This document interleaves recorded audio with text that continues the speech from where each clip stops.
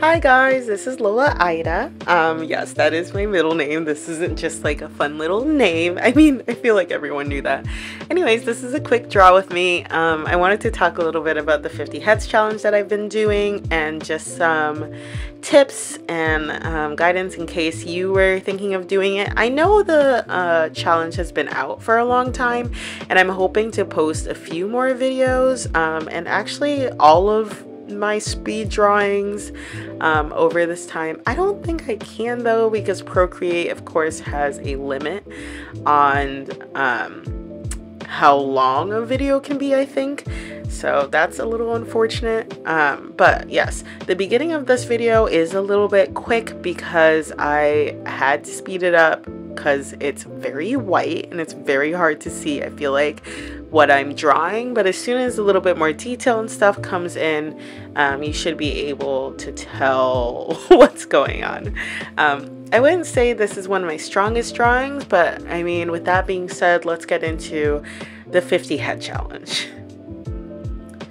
I started the 50 head challenge probably about a month ago. I'm not yet done with it. I know that the creator of the 50 head challenge, his name is Ahmed Al-Douri. I hope I'm pronouncing that right. It might be Ahmed instead, but Ahmed Al-Douri, he created this challenge in order to, of course, challenge artists and challenge himself.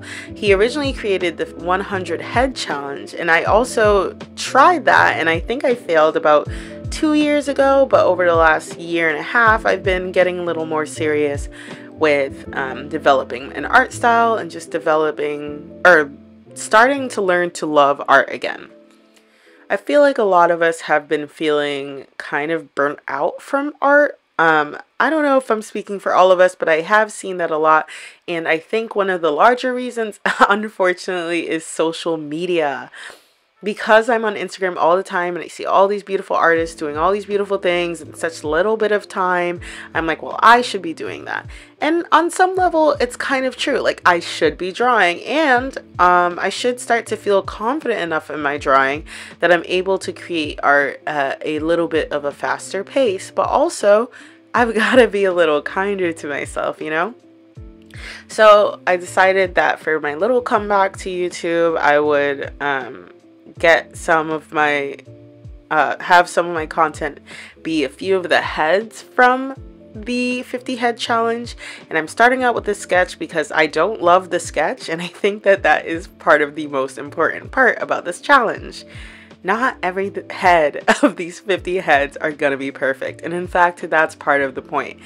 These heads are not meant to show that you're, I don't know, the next, I don't want to say Picasso because I kind of don't like him because he's kind of a POS, but you're not the next Frida Kahlo. Like, you're not gonna be the Beethoven of the art world just because like you draw these 50 heads, but you should see a little bit of an improvement from the beginning to the end. I'm sure if you see some of my past YouTube videos, which aren't based in realism, and neither is this piece, like obviously you'll be able to tell that I definitely took some liberties with her eyes, with her lips, even a little bit with her nose. Of course, a shading style like this isn't very easy, and that's another important part. For this challenge, I wanted to try a few styles that I really loved. So you'll see on the left, of course, I have an app up. This app is called VizRef. I don't remember if I paid for it, but if I did pay for it, it's definitely made up for it, and I doubt it was over like 15 bucks. And at the time, I don't know, I just feel like I kept buying things hoping that something would make me into this grand artist.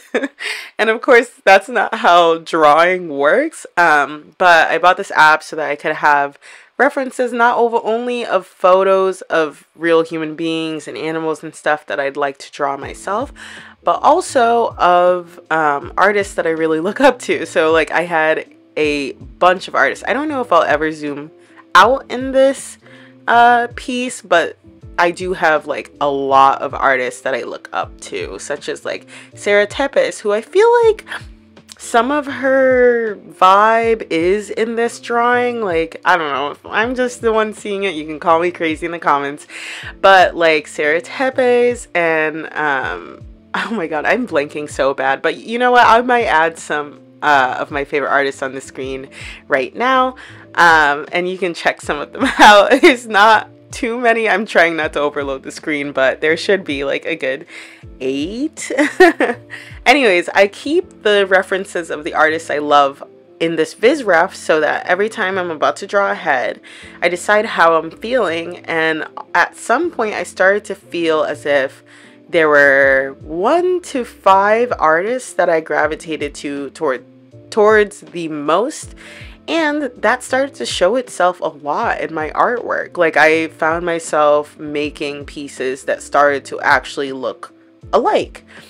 That was in the coloring style, that was in sketch style. I've been really working harder on making sure not to chicken scratch too much. If you don't know what that is, that means it's a bunch of little lines instead of fuller lines. Of course, this one sketch kind of feels a little chicken scratchy to me, but part of the point of this sketch specifically was I had a few references on the side that you can't see here because I don't know why I didn't want you guys to see my references, turns out. But and it's also a little awkward always showing someone else's art on YouTube. I don't know. I don't know if that's just me, but you know, again, let me know in the comments if you think it can feel weird. But I did have a reference that made me go, oh, like, I'd like to learn how to do some more hatching work. And if you don't know what hatching is, it's pretty much those like longer, shorter lines, longer and short lines that help to give volume to your subject. So you can do this for literally anything. Like, if you look up hatching right now, you can find often like a sphere version of hatching. I can see if I can put an image up on the screen of an example of hatching. I might even show you some of, or no, hatching has always been, I was gonna say I'll show you the reference itself, but because like I'm kind of awkward with artists, I can show you something by like a really well-known museum artist who of course hatches a lot. I'm sure you've seen it even if you don't know the name of it, but I was like, I haven't really tried hatching. Like, I haven't really put my all into hatching, even though I know like I probably should have, because it's kind of the basics of volume. But like, this challenge has taught me to just learn more. I've learned a lot about color. I've learned a lot about hatching in this one experience. I don't know if I'll do it again, but I do think I might take some of this and put it into my flow, because I do love seeing lines in people's work. And I was like, I really want to bring this into my work. I also unfortunately love a flat style. So, you know, I don't know, I'm like 40 heads in. So in these last 10 heads, who knows, I might decide which one I like more. This is the main reason I think you should do the 50 head challenge.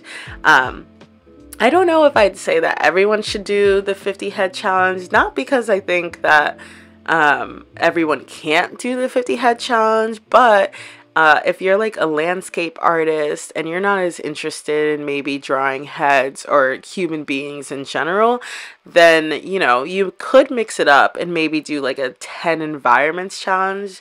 I'm turning it down to 10 only because I know with environments and perspective and all of that, which, you know, you don't always have to actually care about for a environment. Sometimes it can be fun. It can be a little experimental if you don't. But that might be a little bit more enjoyable and less of a risk of burning yourself out doing a challenge. Because I know some people, you know, you draw like 2 heads and you start to get like under motivated, and if you don't want it, like if you don't really want to draw that many heads, like, and that burns you out, that would really suck, because you don't even draw that in the first place. Like, why?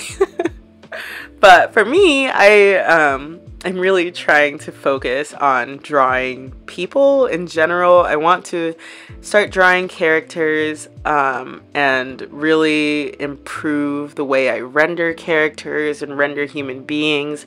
This face did again come out a little bit wonky, but because of the wonkiness, there's like a certain amount of character I think it has. Like, I don't know, it feels a little bit more alive because of the mistakes, because it looks hand-drawn. And that's part of the reason that I loved this challenge, or I'm loving the challenge, is because I'm starting to take myself a little less seriously and take myself a little more seriously. If that doesn't make sense to you, that's okay.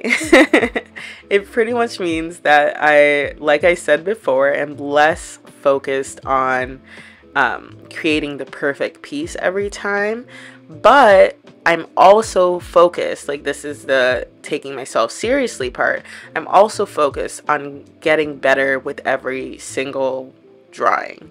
In this one, obviously, I'm learning hatching. In my other ones, I might put one up on the screen now. In some of my other ones, I focus a lot on color. And another one, I focus on mood. It's just, it's been a lot of fun. And it's been forcing me to learn. Because at the end of the day, it's a challenge. I need to finish these 50 heads. All right.